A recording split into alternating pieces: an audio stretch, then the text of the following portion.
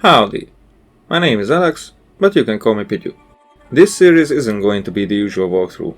In fact, I call it the talkthrough, as hopefully this will make people engage in conversations about the stuff I'll be talking about. This is the way I'm using to translate some content about psychology, philosophy and sociology into everyday language, so it wouldn't sound so dry, as it just did, and hopefully it can be educational as well as entertaining. Remember Me is a very good light start for that kind of structure. At the same time, you're going to watch the amazing story of this game, as I will not talk over cinematics and dialogues. Although, in between them, I'm going to dive into some interesting information, and because of the nature of this game, overwhelmingly about how memory works and how it is connected to human behavior. They could be facts, thoughts, theories, and whatever I've collected throughout my years. Of course, not just the general shit, but my own take on the matter, occasionally colored with my stories and examples. Keep in mind that I'm not a professional, but an admirer of psychology, and there are a lot of things in these subjects that not even professionals are sure of. For me, that is a way of beauty in it, and my intention is to demonstrate why. Let me introduce the game as well. Remember Me is a cyberpunk action-adventure game set in the year 2084 in a dystopian world. The game was released in 2013 as the debut project of Dontnod Entertainment, who are responsible for such titles as Life is Strange, and you see in this very episode how this game was a milestone in creating the game mechanics for Life is Strange. Originally, the concept of Remember Me was planned to revolve around global warming, but the memory theme changed the interest of the developers, thus the home game was redesigned. The other significant change occurred because of budget cuts and publisher changes, like Remember Me was planned to be an RPG, and as you see, the game is too much simplified for those kind of mechanics. Although in some way that was unfortunate, and especially the combat mechanics suffered from it, Remember Me is really enjoyable to play, while the narrative, the ideas and the characters are phenomenal. I have removed loading screens and the times I've spent in the menus, and even played it on the easiest difficulty for shorter fight scenes in hope that the story will be more fluid for you. Also, because I'm not a native English speaker, shocking news there, I have added subtitles in case some of you wouldn't understand what I'm saying. So, please enjoy. After our boat sank, I was the only refugee to reach the shore. I held my husband's hand until the very last second. I can still feel the nails of his fingers sticking into mine, you know? The first night he said to me, "Let's share our memories." I remember I was sort of afraid, but and he smiled and we hit the switch together, and then I felt everything. For the first time I was living all of his love for me. It felt so warm and so strong that it almost hurt. For the last 3 years, every day has been our first day. The weather was so hot that day. The streets stank of this awful smell of burning plastic. I walked with the other children across town until we were outside of Paris. No one fired. The war was over. I don't know if I'll ever find the courage to give these memories to my son, but I'm relieved to know that they are all safe and secure. Thanks to my Sensen, I choose to remember every defining moment of my life. The good ones and the bad. Thanks to my Sensen, my husband lives on. Here and here.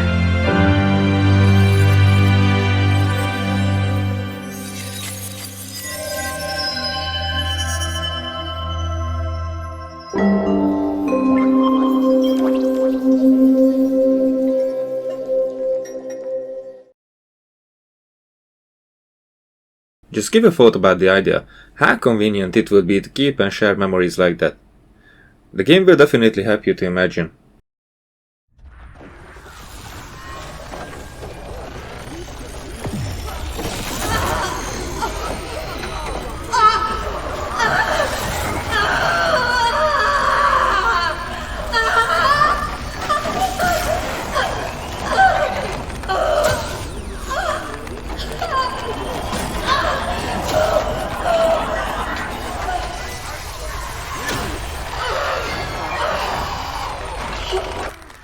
Post-memory wiped. Sensen awaiting new memorial content.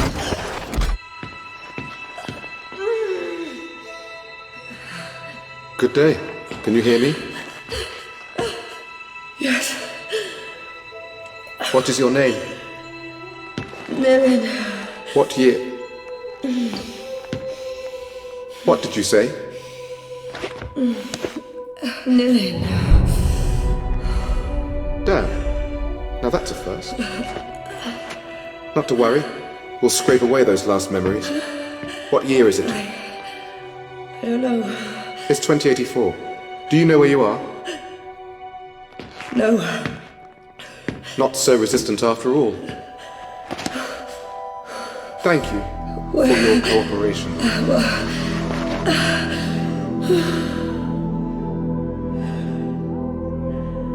Dr. Quaid, Yes. this subject is displaying some resistance.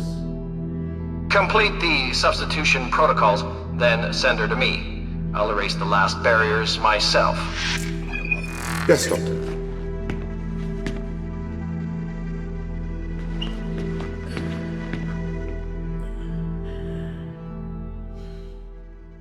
While it is very cliché in any kind of story to make the protagonist have amnesia, in this case you might not even notice if I'm not pointing it out. I sure haven't realized it for years how seamlessly convenient this setup is in an environment completely centered around memories.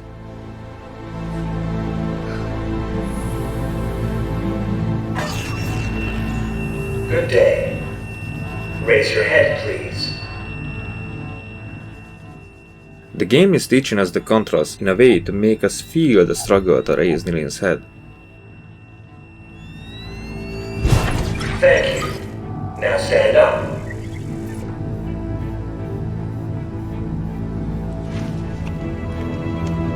Please follow the orange line to your next assignment. Where the hell? Your memory has been erased in accordance with Neo Paris research and development legislation. Very good. You have nothing to fear.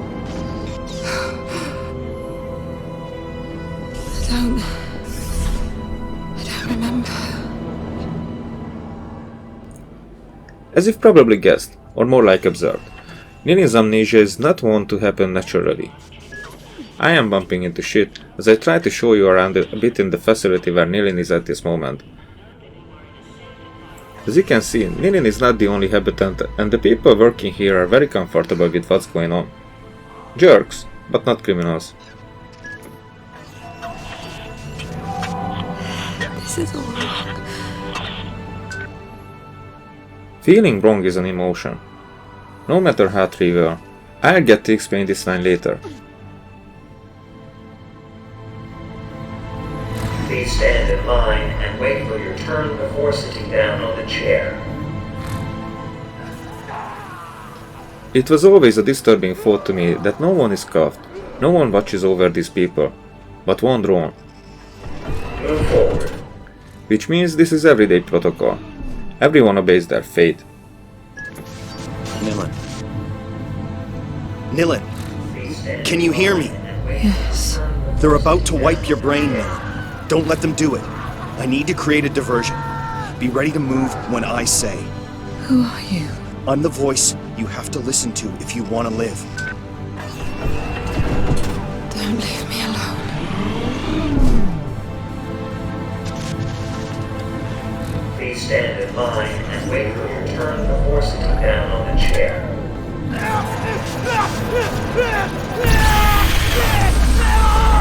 Network anomaly. Temporary quarantine established. Thank you for your Please stay in patience. line. That got their attention. Nilin, the large metal shutter is going to raise on your left. If you understood me, move your head. I'm linked to your sensen. I'll feel it. The door. Go under it. Now.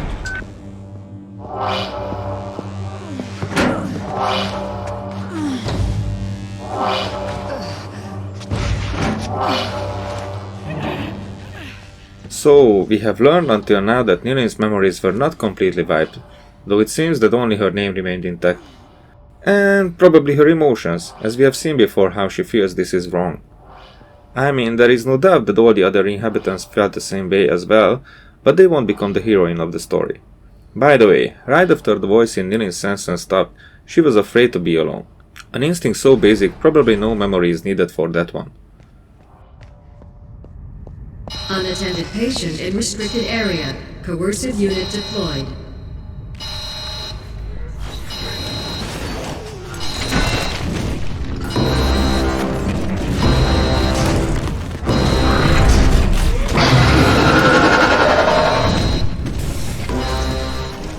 And there is fear, which is another instinct like that, and our brain translates for us every sensation from deadly heights to dangerous body language so that we can interpret them accordingly, usually on the subconscious level. The passage on your right. Take it. In the third episode, I will explain more of the significance of that regarding this scene.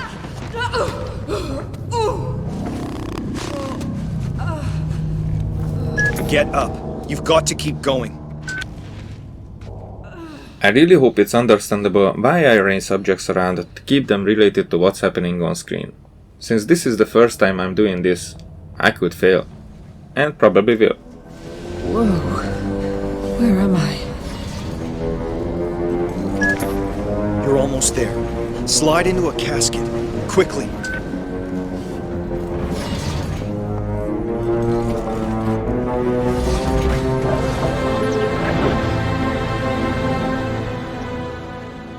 To trust a voice in your head when you don't remember anything about life and yourself, while knowing there is no way back. Please let this be a nightmare. Not that you would want to go there, so your only choice is to switch places with a corpse in a coffin? Doesn't sound as a promising start, does it?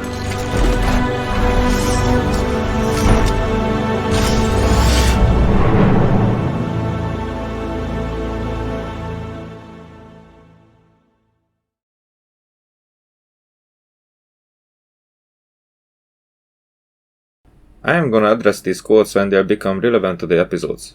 Spoiler alert, they will.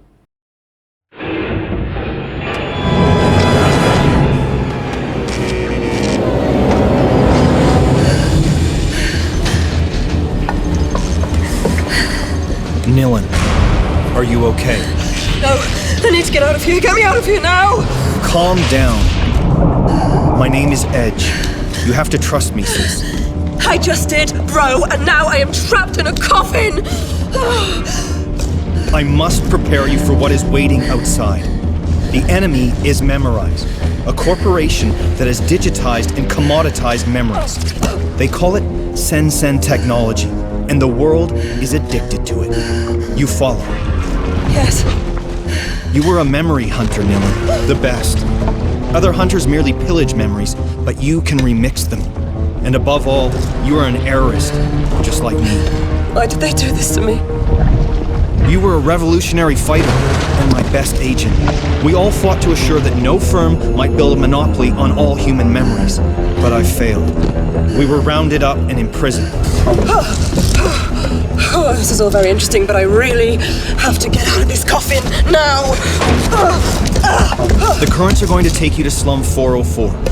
Once you've landed, I'll tell you my plan.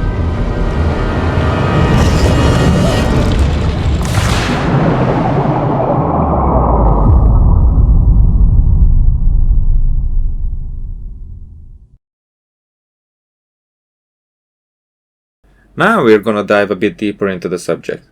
The key sentence here was, "The world is addicted to it," which is something likely to happen if there will ever be a technology developed similar to Sensen. Just like with the smartphones nowadays. And for every addiction there's at least one catch. Nilin is going to be introduced to the worst.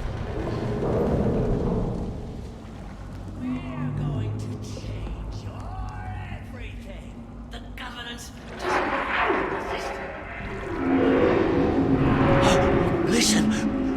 Johnny is crying!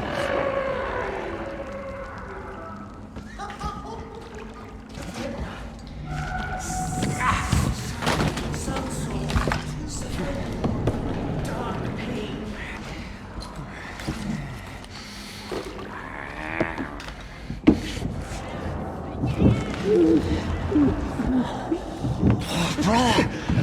Alive?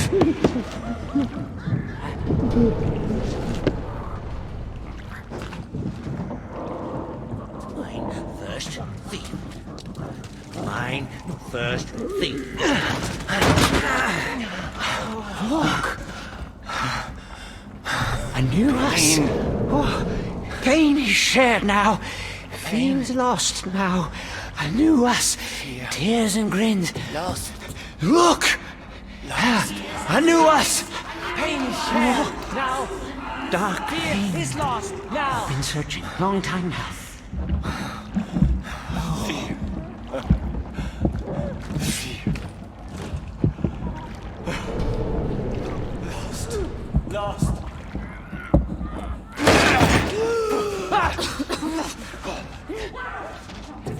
Tears and grins. Sister? Meet. How about friend?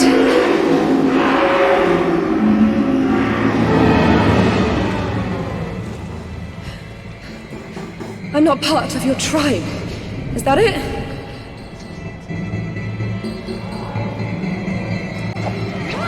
I don't want to fight you. You're gonna have to, Nilin. These guys will kill you. Use your presence. The game allegorically displays the aftermath of the addiction as the worst thing to happen to anyone, and how this connection deforms people into zombie-like, monstrous shapes of their former selves. The normal but addicted society keeps their distance from them, and the feeling is mutual at the very least. For everyone, it's always easier to group with the ones alike, and be simultaneously open to treat others as some level of threat.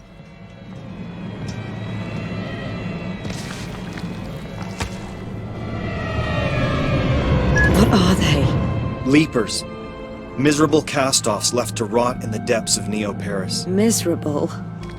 Monstrous, more like. They are the abandoned children of our Sen-Sen age. Simply humans like you or I, but cast as shadows of our shame. Something we are meant to fear. Another justification for the errorist cause. Who's there?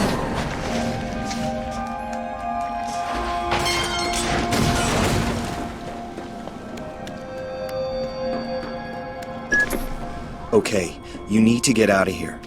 Go find Headache Tommy. I told him you were back in the game. Who? He runs a bar at the top of Slum 404. Start by climbing out of this dump, and I'll give you directions as and when. I am going to show you the broadcast along the way. Don't hate me for missing one or two. Cathedral. Does anyone recognize Edge's hand in this? He's promised to bring down our civilization. One thing is certain. The number of errorists freely roaming our beloved city doubled overnight, bringing the count to 2. Remember, Maggie told you first. Scandal of La Bastille. The administration has admitted the escape of the notorious criminal Nilin. How in hell did public enemy #1 escape from the Amnesia Cathedral? Does anyone recognize Edge's... These are always on a loop, but rarely did I arrive for the start. Now we saw that the disappearance of Nilin is already noticed, and they are gonna hunt for her. Who, you ask? Well, Nilin doesn't remember yet. Some kind of authorities for sure. Up's the only way out of here. Don't forget that this time Nilin's memories only include the escape, the Leapers, and the canals. Edge. Who is this Tommy guy? Tommy was your closest friend. A former memory hunter who's still faithful to our cause. His bar is in a cargo hull over the canal locks in Slum 404, the Leaking Brain. You can't miss it.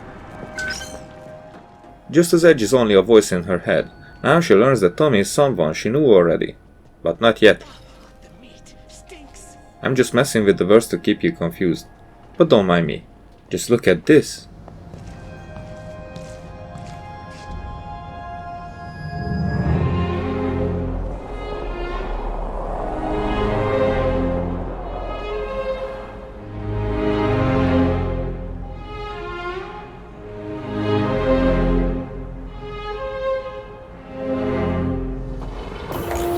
Served all day at the Leaky Brain.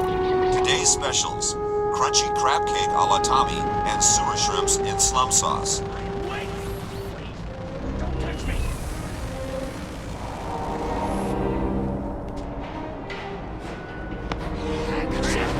These things are everywhere. Defeated child. Was that now seen flying towards slum 404 through dawn's early light. Olga Sedova, through hail and sleet like a dread bird of prey. No doubt the infamous bounty hunter is on the trail of errorist escapee Nilin. Remember, dear brain peepers, it was Olga and her husband David who placed 37 errorists in amnesia cells, winning the Dead or Alive prize for 2082. Good luck, Olga. She'll need it working solo. Rumors of David's illness abound. We hope he recovers soon. Good morning. Here's a riddle. Who was that storm cloud seen flying towards slum 4? So, Olga Sedova is one who is after Nilin, and the same one who arrested her in the first place. Again, Nilin only learns this, not remembers. There! Not there! Where are all the people? There must be someone up here. Well, to answer that, Nilin barely stepped out of the Leaper territory, which is widely avoided by anyone who doesn't belong to them. Still, many of the people we're gonna see are under further down in addiction than what smartphones could cause. More like drugs. The heavy ones.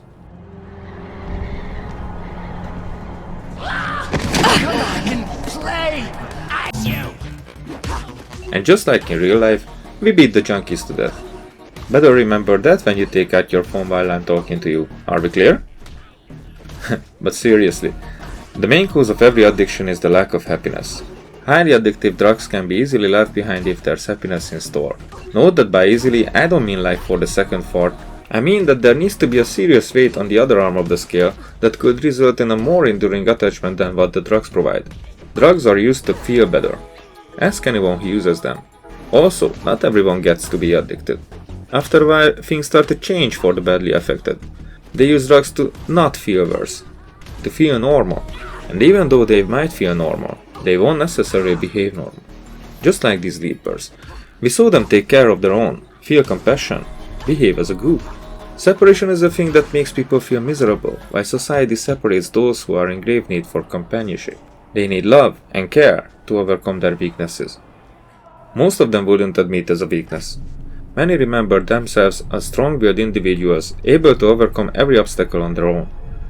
They wouldn't ask for help because they wouldn't think they need it.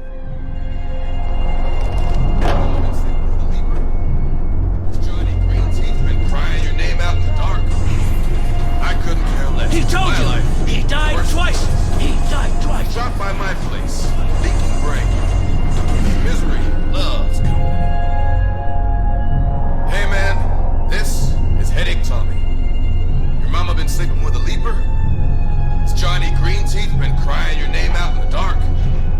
I couldn't care less, cause my life is worse than yours. But drop by my place. Leaking brain.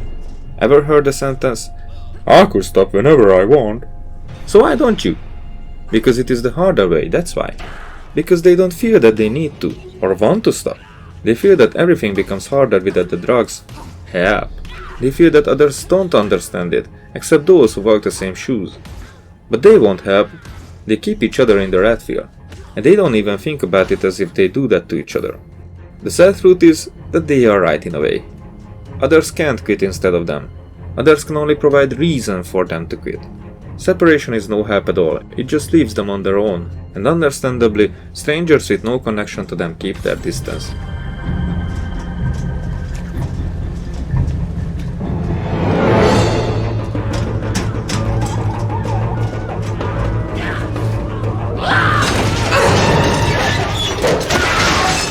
Get off of me!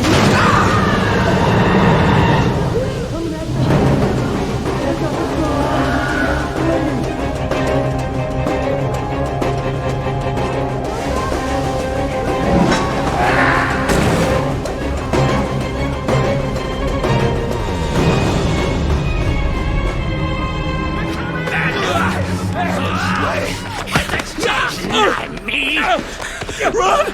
Run! Push! Give me your face! Your face! I've lost face! Bad child! I lied! The flies are eating me!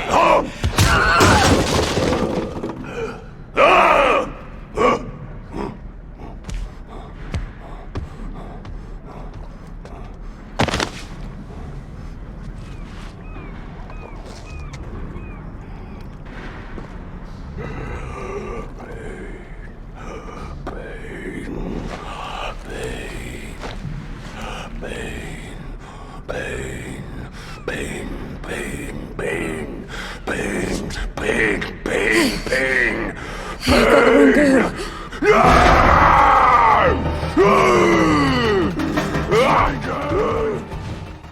But it does not start with strangers. It does not start with drug use. It starts with disappointment. It starts with the letdown that they are unable to overcome, unable to forget. You thought that I've turned from the subject of memories, don't you? Not even a little. Memories are primarily connected to emotions. Everything else comes after that. If I know correctly, smell is the next one. But emotions. You might have forgotten the name of a guy from 20 years ago who was a jerk to you. You wouldn't even recognize him if he wasn't aging at all and sitting right next to you at the same table for an hour looking right at you. But you would still remember that he was a jerk. You just wouldn't realize it was him. That's how it works. It burns in your mind and stays like that until something doesn't change it. That's how trauma works, and why psychologists try to help you open up the closed quarters of your mind so it can resurface, and you can finally tend the wound that was buried under decades of misconceptions about the world. The most common way to misstep is a few beers to bear the hurt that the rejection caused for a young lad, and all the others are drinking heavily around, so it will help to feel better, wouldn't it? It will help to bury the insult of that bitch who couldn't respect the exceptional gentleman his mother told him he is. But the others feel good, while he just can't. So he starts to feel more depressed, more apart from anyone, more isolated, and needs more alcohol, drugs, or whatever that covers the disappointment he feels. Of course, one incident is rarely enough for that kind of change, but every incident stays remembered in some ways, buried or not.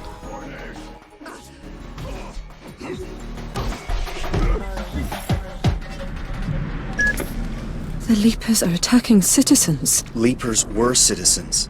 All right. I'll believe you. Come on, move it.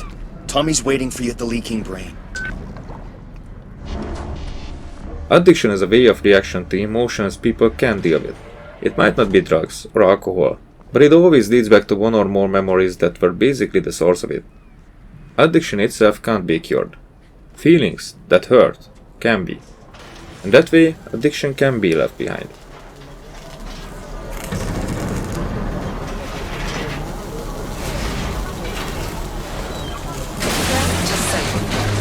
They have become productive servants of society. The Reconversion Project by Memorize. Humane responses to barbaric perils. Citizens of Neo-Paris. The Leaper threat has been addressed. Here, I just like to point out from the broadcast the Reconversion Project that Memorize is working on, and Saber Force, who are the authorities.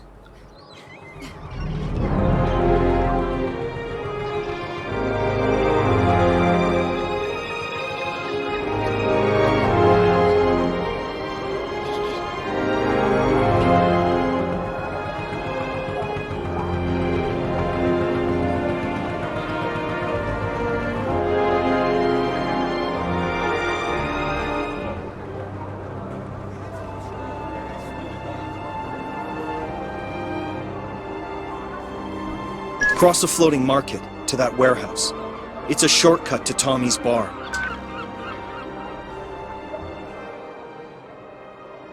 Until now, I was speaking about addiction regarding drugs and alcohol, but those are the extremes that can get to everyone by themselves through chemicals.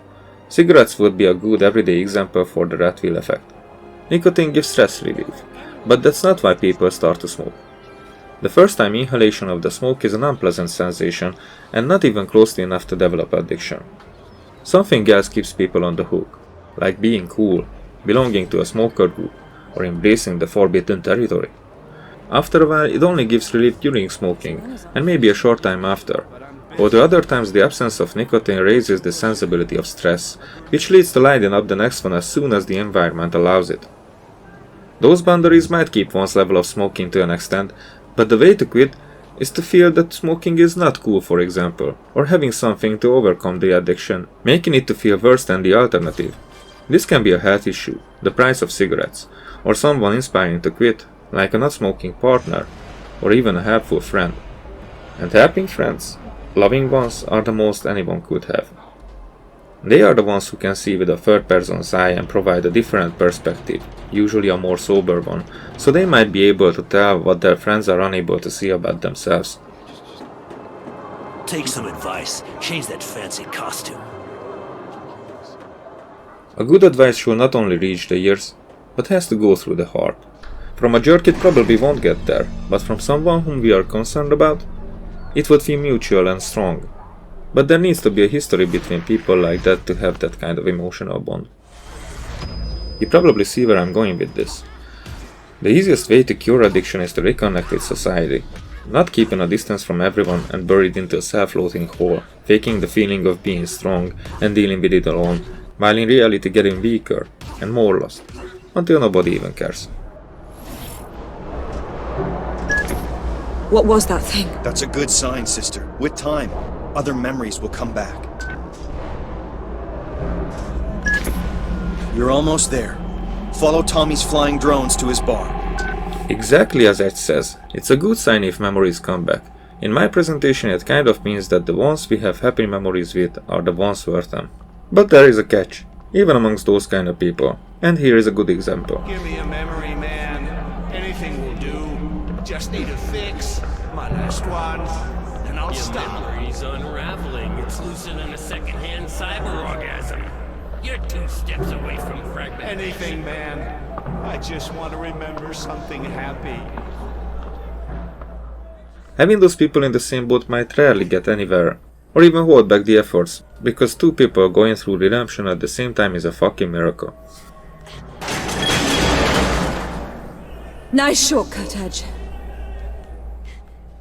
I know that's not a popular opinion, because when the miracle happens, it is much easier that way. But come on, again with the easy way. And is it alright to put the recovery of a life into jeopardy because of an over-romanticized view of anonymous group therapy, but at the same time leaving a junkie girl die next to Jesse while Walter watches doing nothing? Give me a break.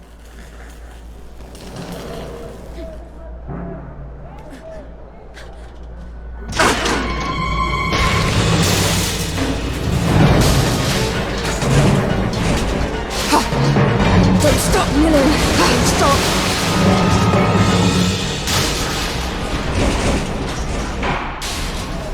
Well, no going back. Don't say that, Nilin.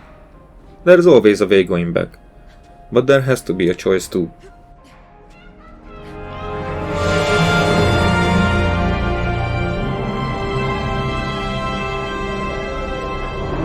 Finally. The leaking brain.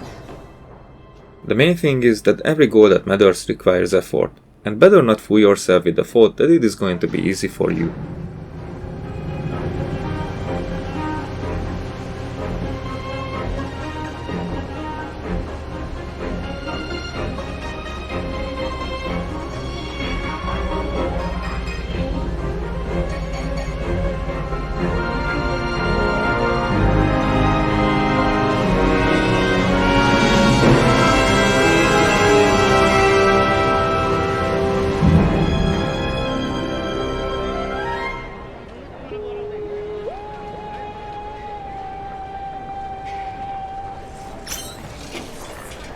Bob, shut up! If ever in need, even if you don't believe, because you forgot, there's always someone who has good memories of you with the will to help. Yabber him, Bob! Someone gave Johnny my name. I'll eat your damn heart if you don't quit blubbing, mem junkie. Johnny wants my heart for Christmas. You know that, huh, Tommy? You're safe here, Bob. Don't sweat it. Well, I'll be! Edge did it! Come here, sweetheart! Nilin, it seems like a lifetime. I'm sorry. I have no memory of you. You really can't remember this pretty boy face of mine? I'm sorry. Hell. Well, we all lost bits and pieces in the war. But you're free, sweetheart. That's what counts. I guess. Feels like I'm lost. First things first, sister. Let's get you out of those straps.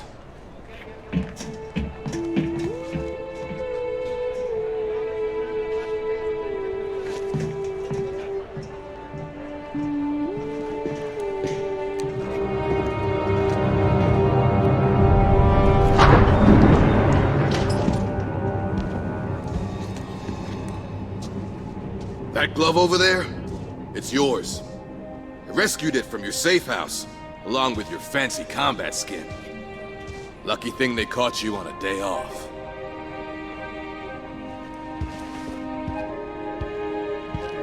Now this is 100% Nilin. Way above the model I used to use. It's beyond me, sister. You're the only one who can use it. What did they do to you?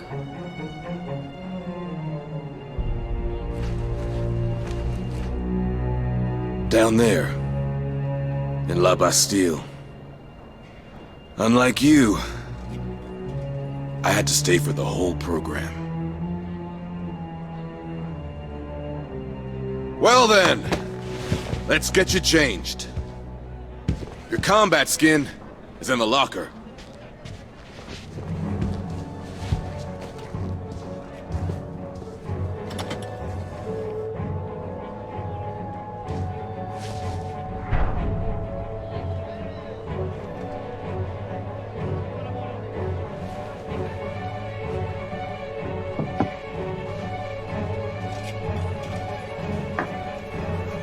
Bob! Get out of here! I'll call Johnny! Big advantage with the natives is they've got the memory of a goldfish. No risk of him turning you over to Olga Sedova. The bounty hunter? Is she dangerous? Determined. She'll turn the slum inside out to catch you. Not just to catch you. Typical brain rat. Barely outside and already working. Dylan?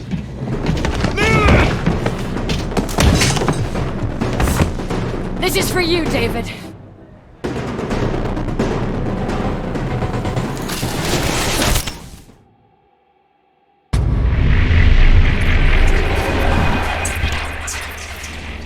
Here would be a good time to address the quote from Pierre Solange from the beginning of the episode. It is what I do that teaches me what I am looking for. In my understanding, it has a parallel meaning with the views of Jean-Paul Sartre on existentialism, that our actions define who we are and who we are becoming. The twist is that in this case the same actions reveal even the interest of the person that the action defines. While this quote might concern Nilin too, she is at this moment in Olga's memories, and that changes the context to a specific one.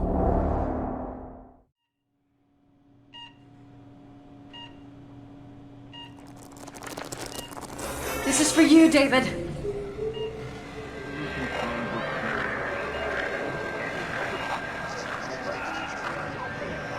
This memorial transfusion has a good chance of healing your husband, Mrs. Sedova. Shared happy memories have an extremely positive impact on patients. The syndrome that your husband suffers from is a classic. Excessive memorial deletions, acute dependency on exterior mnemonic triggers,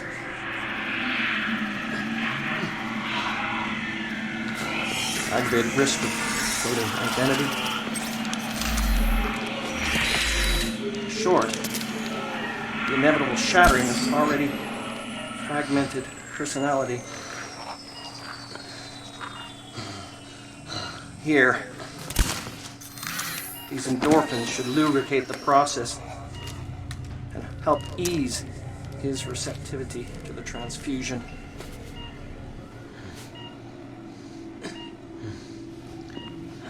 Come on, David. Remember us. Remember yourself. Memorial transfusion complete. Don't worry. NMP is the best hospital for the treatment of memorial afflictions.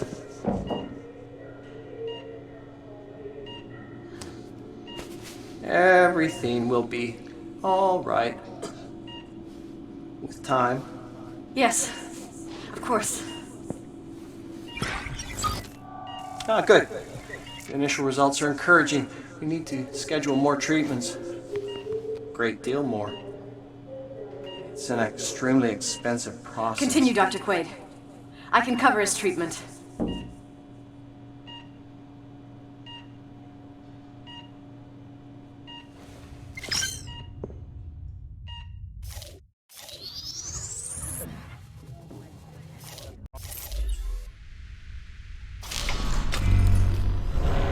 The Nymphy is the... And from this moment, Nilin knows exactly what Edge meant by that she can remix the memories of others. Note that she remixes one that Olga is extremely attached to with love, worry, fear, and determination. All right. With time. Yes, of course. Ah, good. The initial results are encouraging. We need to schedule more treatments. Great deal more. It's an extremely expensive process. Continue, Dr. Quaid. I can cover his treatment. As you can see, Nilin seems to be able to make only small changes that by themselves might not even change anything. Although lined correctly, they can cause a chain reaction that can result in a butterfly effect, overwriting real memories, and by Solage's definition, it can even change a personality.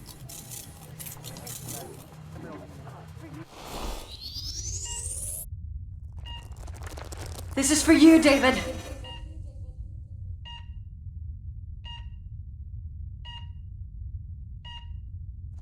This memorial transfusion has a good chance of healing your husband, Mrs. Sedova. Shared happy memories have an extremely positive impact on patients. The syndrome that your husband suffers from is a classic. Excessive memorial deletions, acute dependency on exterior mnemonic triggers.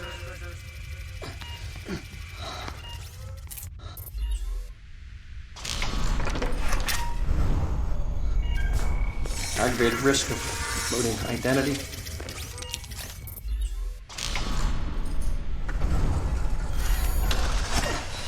Short. The inevitable shot.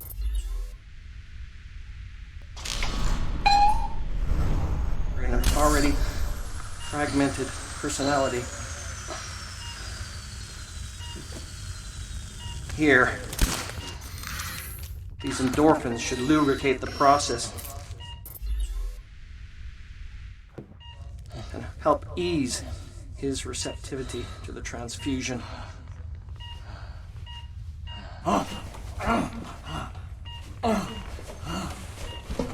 Tachycardia.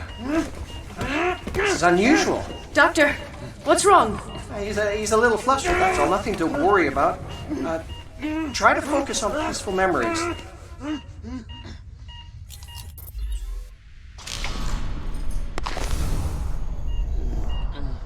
Come on, David. Remember us. Remember yourself. Down to the clouds, where do you crawl? What? The flies eat me! The flies hate me!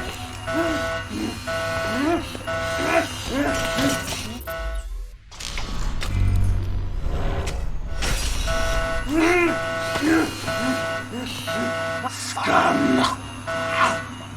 How is this possible? Take my eyes! Filthy degenerate! Die!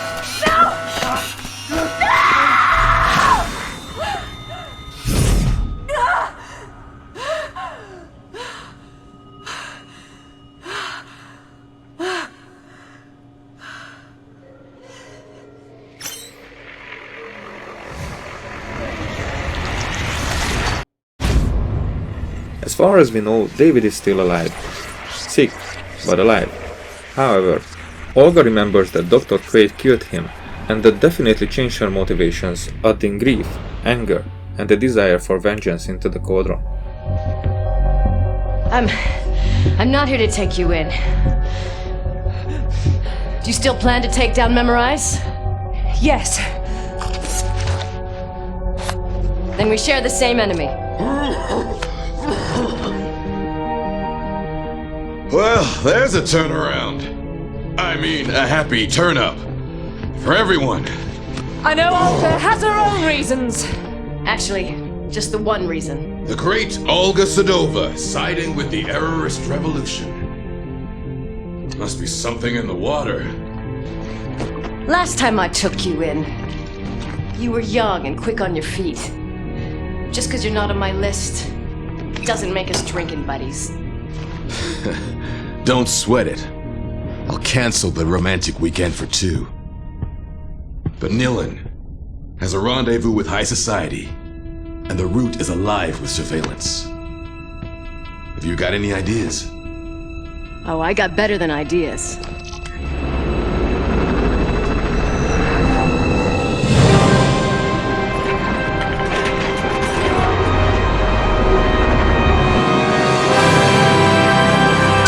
That's the Nilin I know. A magician. Nobody can turn heads quite like you. First you hit me, then you ruin my little business. You want a love-hate relationship, you got one. Whatever, we're wasting time.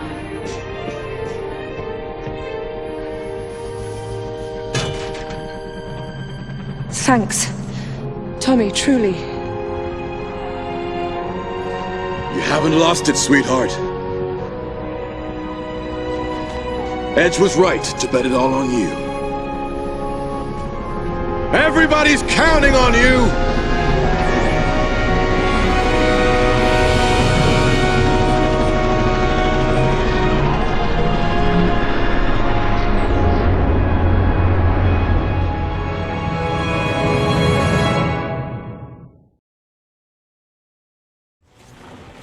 The first episode has come to an end, but I still have some more thoughts I'd like to add. First of all, it might have been noticeable, a little, that I have used the theme of this episode to revolve around addiction. I kind of lost myself in the comparison with commonly known addictive substances, mostly because the game showed us that level of harm that addiction can cause, and I wanted to reflect that. Still, there are lots of other types of addictions, like gambling, porn, and relationships, not to talk about workaholism, thirst of power, shopping, gathering, of course social media, and even exercising. Whether it is behavioral or substance addiction, they likely share a common cause. I'm not the one with revolutionary thoughts. Even if I have those, I am too humble to believe it, no matter how much I disguise my modesty with big talk. Although I know that much, that dealing with addiction starts with admitting that we are addicted, and what to, and how much. Then asking for help, which is hard enough and keeps people away from admittance because they fear what would come after. We can add fear to the list of addiction types, no question there. And finally, accepting the help, realizing that we don't see ourselves clearly. That help is probably not just some kind words, but hard truths, withdrawal, and mind-strengthening process to keep away from the problem and stay focused on a reality offering so much more. Noticing that it was worth the effort is, well, worth the effort, and makes it a lot easier from that point. In the game we see a global addiction, similar to the social media in our reality, and the more comparable devices to sense are the smartphones technology-wise, but I'm also accusing alternative and virtual realities. Yes, I think those are evolving into evil, mind-bending tools of control, the perfect method for an ASI to enslave humanity, or we just die before that anyways. But regardless of the future, in our present reality, smartphones sucking young people and yada yada yada. Old people talk. True, but no news there. Still, I think advancing technology is highly addictive and hurts current society. The question is, that can it result in evolution? Would humanity evolve into a collective mind without technology as well, or this is the only way? Do we choose it because it is easy? Or there isn't even a choice, because our instincts inevitably pull ourselves into whatever humanity creates? And finally, at least for now, are those really instincts, or just a level of overdose dopamine that overcomes our normal brain functions? I just wanted to show off that I could easily go off the trail, but I didn't want this presentation to be a dry, hardly digestible smorgasbord talk with all the quotes from textbooks about axons and neurons and the cerebral cortex. That is a different way of how it works than what I'm approaching with. As I said, I am not a professional. I have learned a lot about psychology because I really admired the subject, but not because I wanted to have a degree or diploma. I am fascinated by the ways human psyche works, and there is a logic in it that can't be described with the biochemical explanations. They are certainly related, but think of it this way. Our life, our identity is shaped by our memories of it, like a picture made by a camera.